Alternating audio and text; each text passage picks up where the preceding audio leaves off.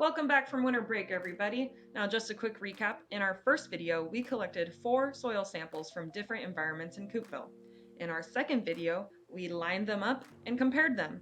And we determined that not only were the environments different, but the soils look very different too. So what gives? Now, in this video, we are going to conduct an experiment inspired by our overarching central question: how is soil made? Now, Mr. SV and we're gardeners, so of course we're going to want to talk about soil in relation to plants.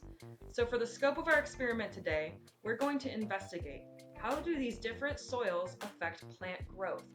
Let's run through some keywords for our activity today. An experiment is when you have a question, so you develop a test that can help you find the answer to that question.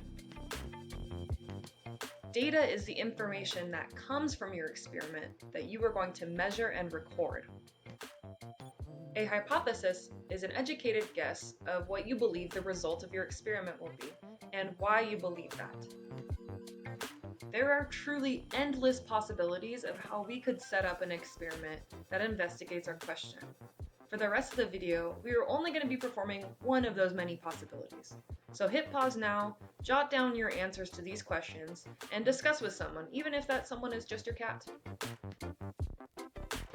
Here are some of my answers based on what we're about to do in this video. However, if yours look different, no sweat. Feel free to try your own experiment at home, and reach out to us if you'd like any help with that. So here's the materials that we're going to be using today for our experiment. We have our 4 different soil samples here.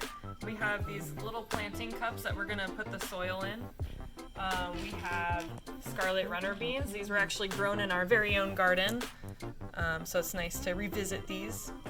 And we're also going to have, we're going to water each one the same amount, so we have a measuring cup here.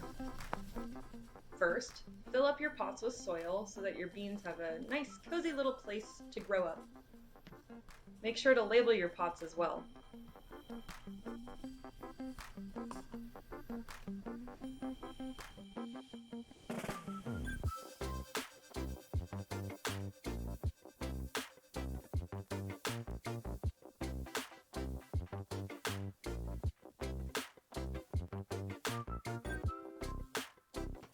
Next, plant your seeds. A good rule of thumb is to always plant a seed twice as deep as the seed height itself.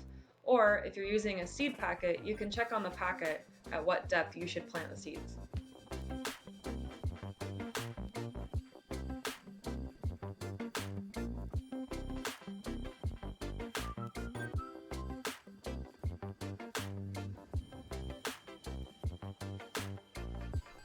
Okay, the next step is to water each seed. The same amount though, so we're going to do 50 milliliters for each cup.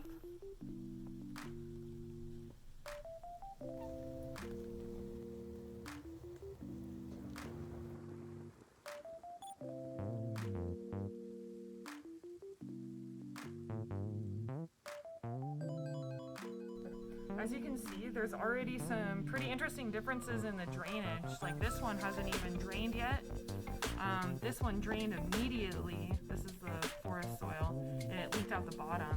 And these two are kind of somewhere in the middle where they're draining sort of slowly and retaining the water somewhat. In order for this to work out, we want to make sure that all the conditions stay exactly the same except for the soil type. So we're going to water it the same amount every day. We're going to water it the same time every day. We're going to put these, I'm going to put them in my windowsill so they're getting the same amount of sunlight every day. They're exposed to the same temperature every day. Everything is exactly the same except for what kind of soil we're testing. So how are we going to measure how do the different soils affect plant growth? So we want to measure plant growth, and in order to do that, at the same time every day we're going to measure the height of each little sprout in centimeters.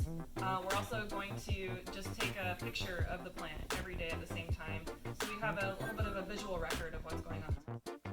Scarlet runner beans take about 1 to 2 weeks to germinate or start growing, so we'll get back to you with some results, but in the meantime, stay tuned for our next video in which we'll go over a really cool online resource that you can use from home. As always, thank you for watching, and please share this video with a friend or maybe a youngster you'd like to do this experiment with.